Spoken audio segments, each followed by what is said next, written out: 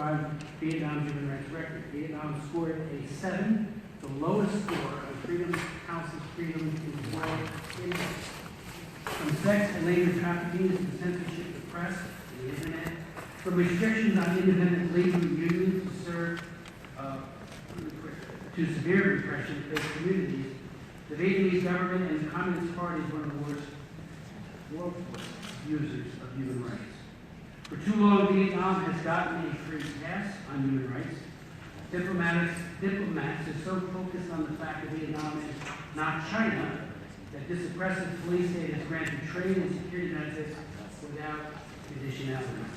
There is a silent human rights crisis going on in Vietnam that must be addressed.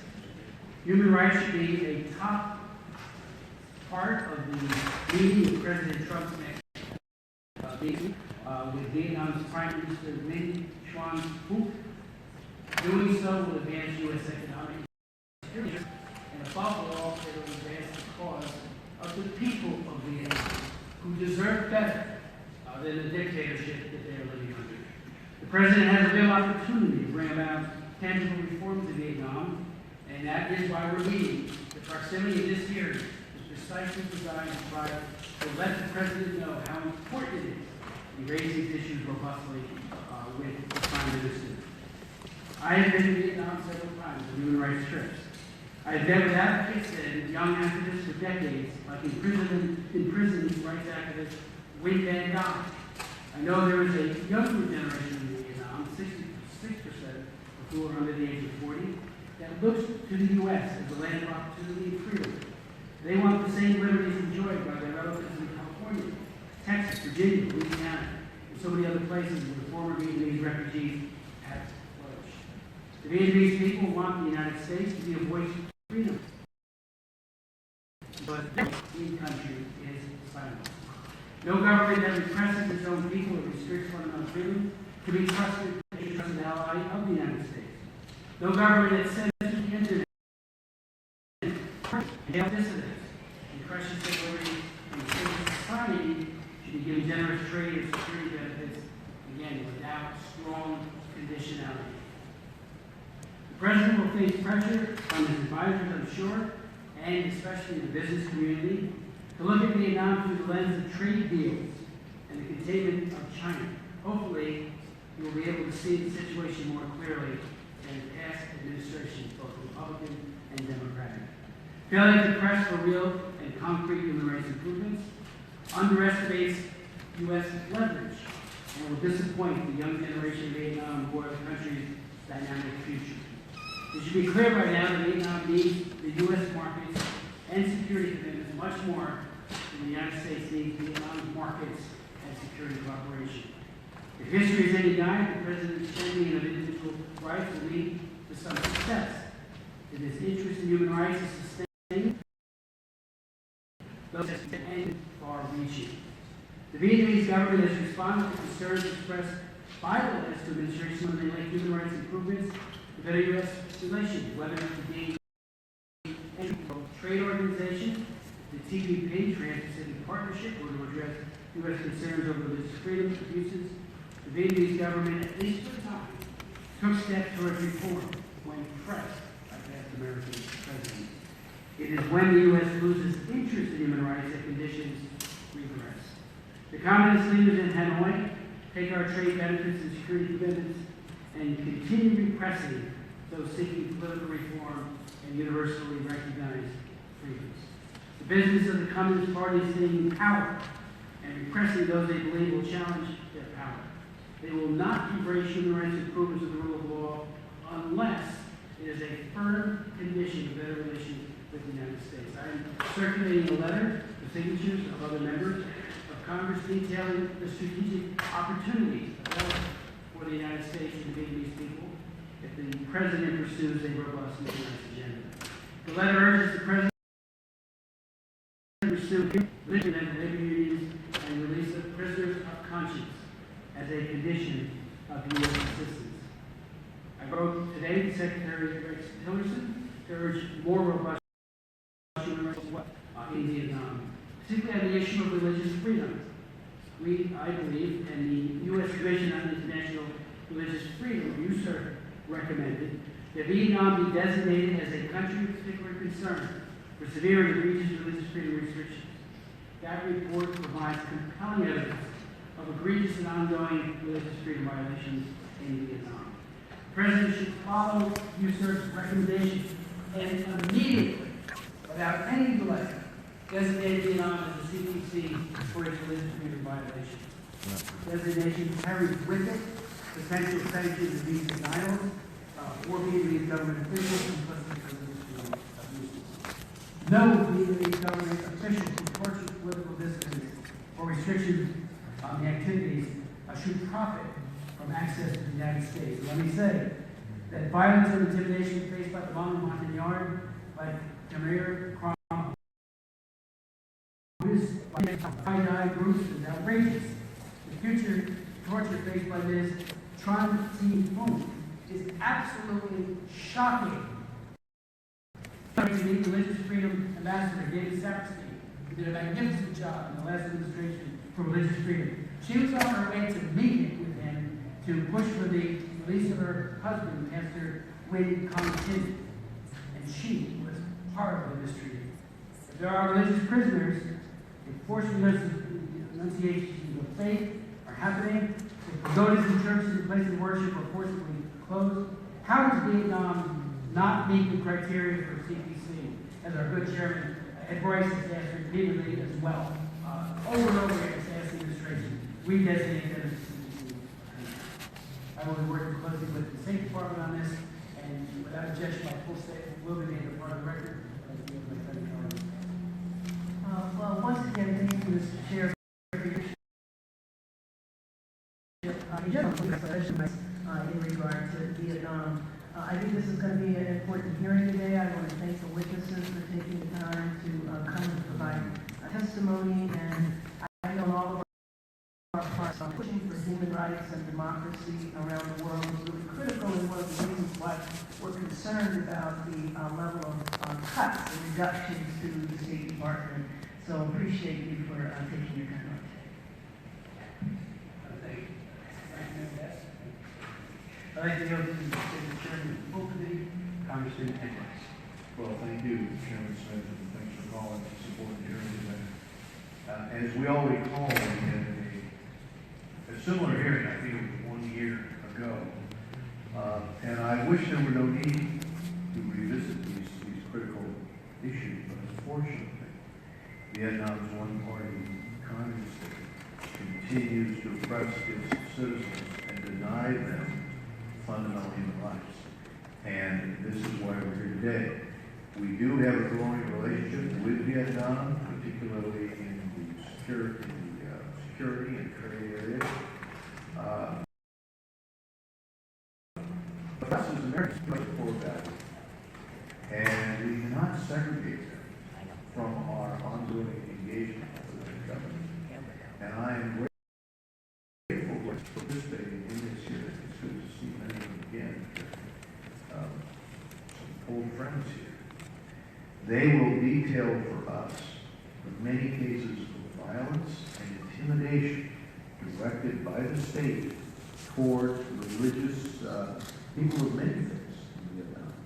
In addition to those crimes, and there is no other word for it than crimes, the state's effort to control every aspect of religious practice is a continuous violation of human rights, with one with no end in sight. For those who don't understand exactly what I'm saying, when the state tears up the historic Buddhist text and replaces it, that's what we're talking about.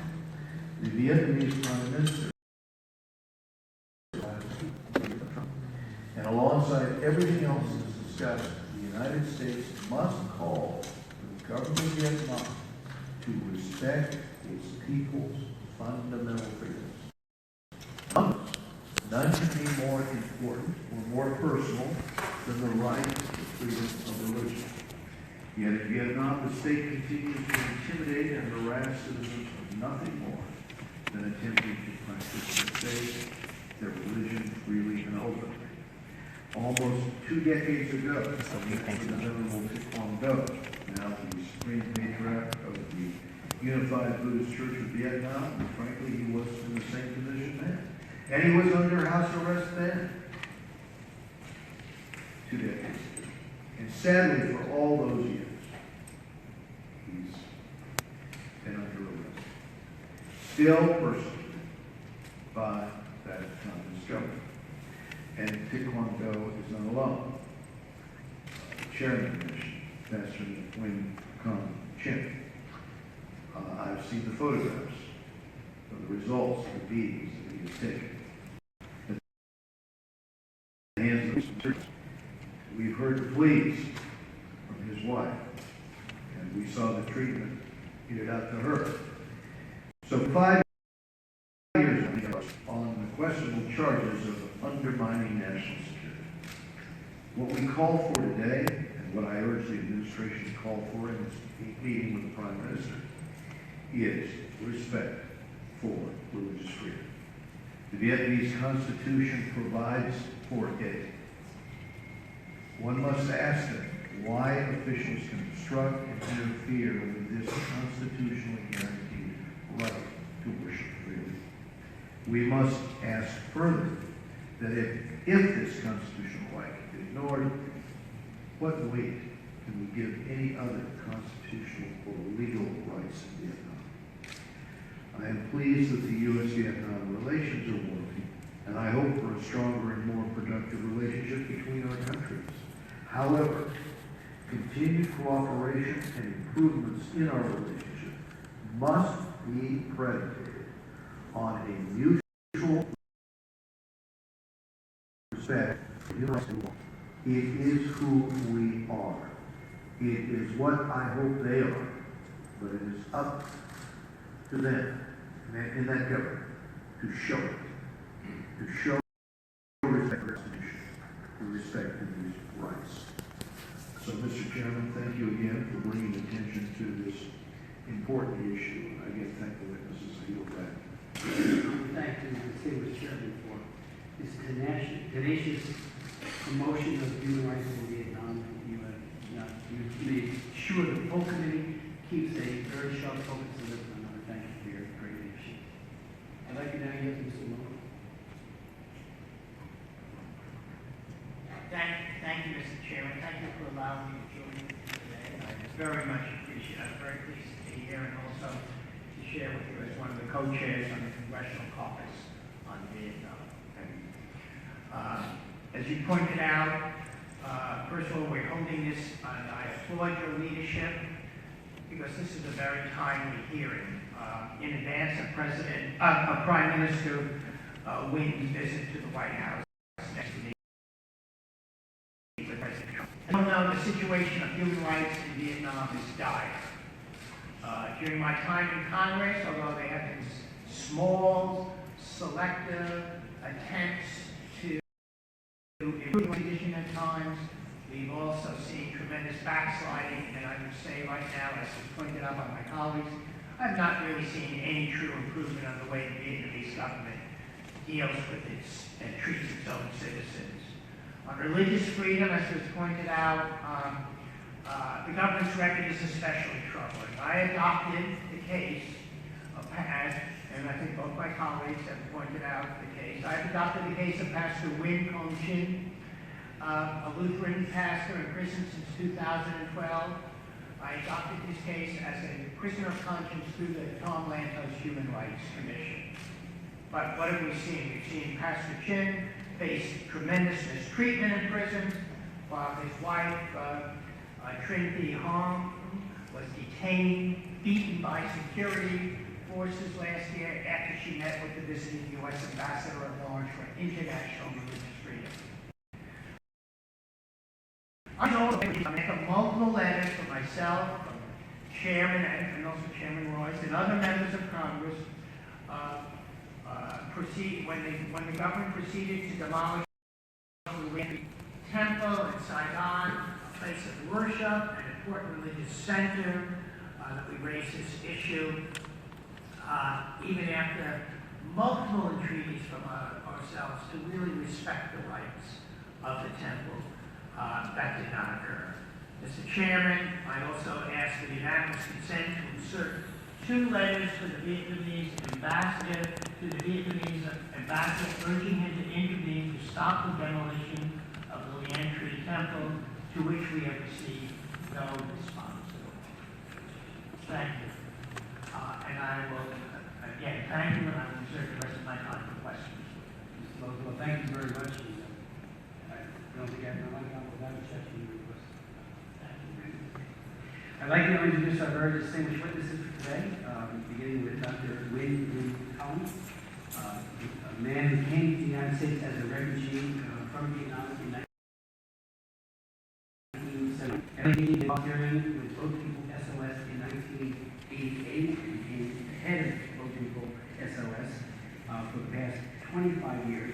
And I would just say, in the 1990s, when I assumed the chairmanship when the Republicans took control in 1994, one of the first people I met was Dr. PHauNG, and Josie Grace, who was my chief of staff for the committee, worked very closely with him, and we held a long series of hearings, starting off with trying to ensure that the refugees that were in High Island, and I went and visited High Island in Hong Kong, where boat people were falsely screened out as non-refugees. They didn't have a well-founded fear of persecution, and under a very coercive process, about 40,000 people were told, as the comprehensive plan of action was ended, that they're not going to come to the United States. We have 4 hearings on that alone, and Dr. PHauNG was a true inspiration to this subcommittee, to me personally, on how the false he was back, and there would be no retribution, even though they spent time in High Island and other camps scattered not in that area of the world. I'll never forget the repatriation monitors. And it turned out there were 7 of them, so I held the hearing on it. And they told me that when they met with people who were coercively sent back against all of the norms of refugee protection, that they were retaliated against, and they were visited by the repatriation monitors. They were told the person in tow with them was from the secret police. So how open are you going to be when you have a thug sitting right next to you? Dr. PHauNG helped us put together an amendment to deny any U.S. assistance for forcible repatriation. I offered that amendment on the floor. It passed overwhelmingly in bipartisan fashion. And from that came the Road program. And more than 20,000 people then got rescreened and were included and came as refugees to the United States. One example of many of Dr. PHauNG's leadership I want to thank you for that. We'll then have Dr. Quan Nguyen, who is with Rallying for Democracy in Vietnam. And Dr. Quan served in the South Vietnamese Army as a captain in the medical corps. When South Vietnam fell into the hands of the communists in 1975, he escaped by boat and became a refugee in the United States. In addition to his medical practice in Virginia, Dr. Quan has been actively involved in advocating freedom, democracy, and human rights in Vietnam. And again, he too has done it for over a quarter of a century. He is brother of Dr. Nguyen Quay, man I met in Saigon on one of the trips there, a courageous campaigner for human rights.